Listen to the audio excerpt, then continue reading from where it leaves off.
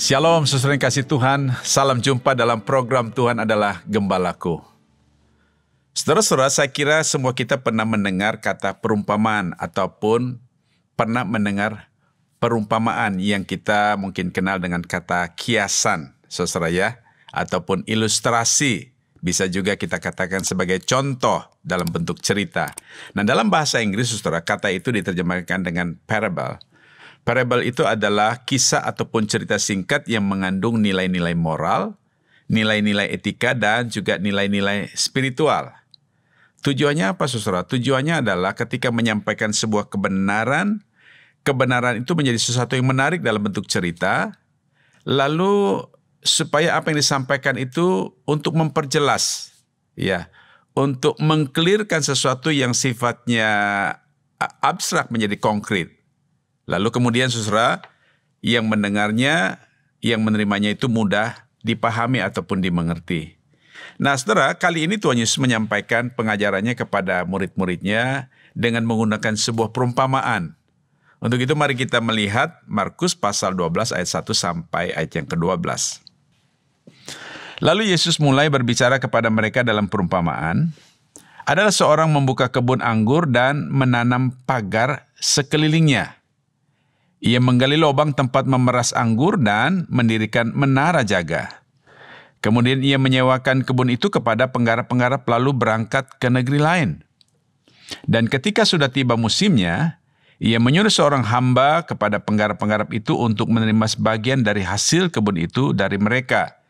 Tapi mereka menangkap hamba itu dan memukulnya, lalu menyuruhnya pergi dengan tangan hampa. Kemudian ia menyuruh pula seorang hamba lain kepada mereka. Orang ini mereka pukul sampai luka kepalanya dan sangat mereka permalukan. Lalu ia menyuruh seorang hamba lain lagi. Dan orang ini mereka bunuh. Dan banyak lagi yang lain, ada yang mereka pukul dan ada yang mereka bunuh. Sekarang tinggal hanya satu orang anaknya yang kekasih. Akhirnya ia menyuruh dia kepada mereka, katanya, anakku akan mereka segani. Tetapi penggarap-penggarap itu berkata seorang kepada yang lain, ia adalah ahli waris, mari kita bunuh dia, maka warisan ini menjadi milik kita. Mereka menangkapnya dan membunuhnya, lalu melemparkannya keluar kebun anggur itu. Sekarang apa yang akan dilakukan oleh tuan kebun anggur itu? Ia akan datang dan membinasakan penggarap-penggarap itu, lalu mempercayakan kebun anggur itu kepada orang-orang lain. Tidak pernahkah kamu membaca nas ini? Batu yang dibuang oleh tukang-tukang bangunan telah menjadi batu penjuru. Hal itu terjadi dari pihak Tuhan, suatu perbuatan ajaib di mata kita. Lalu mereka berusaha untuk menangkap Yesus. Mereka tahu bahwa mereka lah yang dimaksudkannya dengan perumpamaan itu. Tetapi mereka takut kepada orang banyak, jadi mereka pergi dan membiarkan dia. Ya, saudara, perumpamaan ini adalah kisah tentang seorang tuan yang memiliki kebun anggur. Ia menyewakannya kepada penggarap-penggarap anggur untuk dikerjakan dan diusahakan, saudara ya. Setelah itu, tuan ini pergi ke negeri lain, saudara. Ketika sampai pada musim petik anggur, saudara, dia menyuruh salah seorang hambanya untuk datang kepada mereka, tentu ingin mendapatkan bagian, saudara. Tapi hamba ini mereka pukul dan hamba ini pergi dengan tangan hampa. Kemudian saudara yang kedua, seorang hamba diutus dan diminta untuk pergi kepada mereka. Hamba ini pun saudara, mereka tangkap, mereka pukul sampai kepalanya luka dan dipermalukan di hadapan penggarap anggur ini. Kemudian saudara yang ketiga, tuan ini menyuruh seorang hamba lagi. Mereka tangkap dia dan mereka bunuh. Menurut kisah ini, saudara, ada banyak lagi hamba lain yang mereka pukul dan mereka bunuh, saudara. Lalu yang terakhir, tuan ini menyuruh anak yang dia kasihi, saudara. Dia berpikir bahwa anaknya ini akan disegani sehingga mereka akan menghormati dia dan juga mengabulkan apa yang diinginkan oleh tuan ini. Tetapi saudara, justru penggarap-penggarap anggur ini berbicara satu dengan yang lainnya. Mereka katakan bahwa dia adalah ahli waris. Lebih baik kita bunuh dia supaya ladang ini ataupun kebun ini akan menjadi milik kita.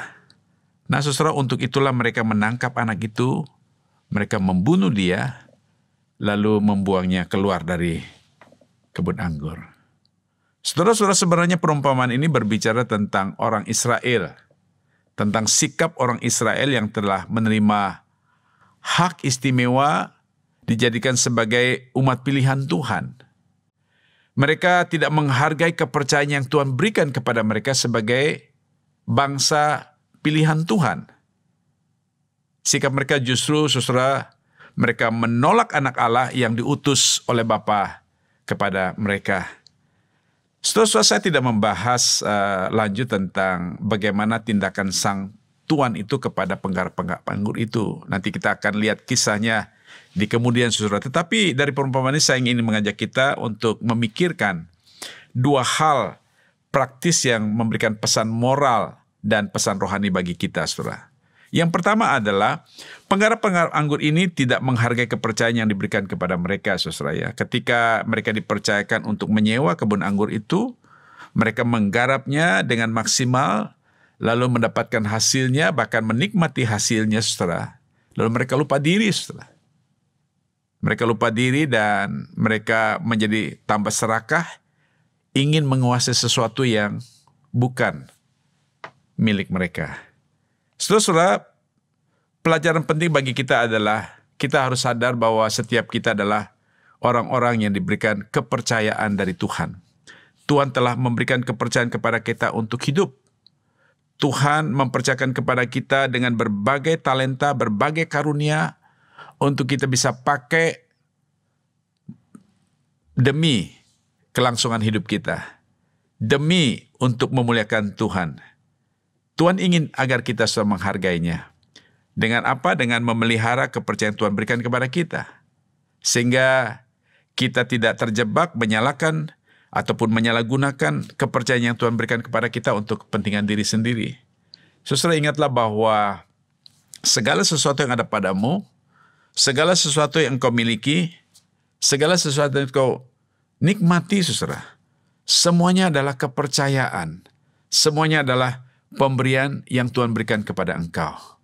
Untuk itu, saudara, mari kita belajar menjadi orang percaya, orang Kristen yang menghargai kepercayaan yang Tuhan berikan kepada kita. Yang kedua, saudara, penggarap-penggarap anggur ini tidak peduli dengan nilai moral, sehingga mereka menghalalkan segala cara demi materi, demi harta, saudara. Mereka kehilangan kesadaran hati nurani, mereka kehilangan akal sehat, sehingga mereka tega membunuh hamba-hamba itu, dan bahkan membunuh anak yang dikasih oleh Tuhan itu, saudara. Saudara, saya kira kita perlu sadar bahwa kadangkala di dalam pencarian kita, pengejaran kita akan materi, atau kadang-kadang demi pengejaran kita akan materi, saudara, kita tidak peduli dengan ketentuan-ketentuan ataupun aturan-aturan yang berlaku di tengah masyarakat. Kadangkala kita tidak peduli dengan yang namanya hukum. Kadangkala kita tidak peduli dengan yang namanya moralitas. Kadangkala, saudara, kita tidak peduli dengan namanya hak asasi manusia. Sehingga, saudara, terlalu mudah bagi kita untuk menghilangkan nyawa orang lain demi harta ataupun demi materi. Saudara, mari kita menjadi orang Kristen yang tahu menghargai pemberian Tuhan dalam hidup kita dengan bertanggung jawab untuk memeliharanya dengan baik, dan juga siap, saudara, ketika satu kali kelak kita akan diminta pertanggungjawaban daripada Dia yang telah memberikan kepercayaan itu. Dan mari kita juga menjadi orang-orang Kristen yang tidak pernah menghalalkan segala cara untuk kepentingan materi semata atau untuk kepentingan diri kita sendiri. Mari kita tunduk kepala kita berdoa. Bapa di surga, terima kasih buat firman-Mu hari ini. Kami kembali diingatkannya Tuhan. Di dalam kehidupan kami hari lepas hari, kami sadar bahwa apapun yang kami miliki, itu adalah kepercayaan yang Tuhan berikan kepada kami. Tolong kami menghargai kepercayaan itu. Tolong kami supaya kami tidak lupa diri ya Tuhan. Sehingga kami semakin serakah untuk menggunakan segala apa yang ada pada kami untuk kepentingan diri. Dan kami berdoa ya Tuhan supaya di dalam pencarian kami, di dalam pengejaran kami akan apa yang kami perlukan.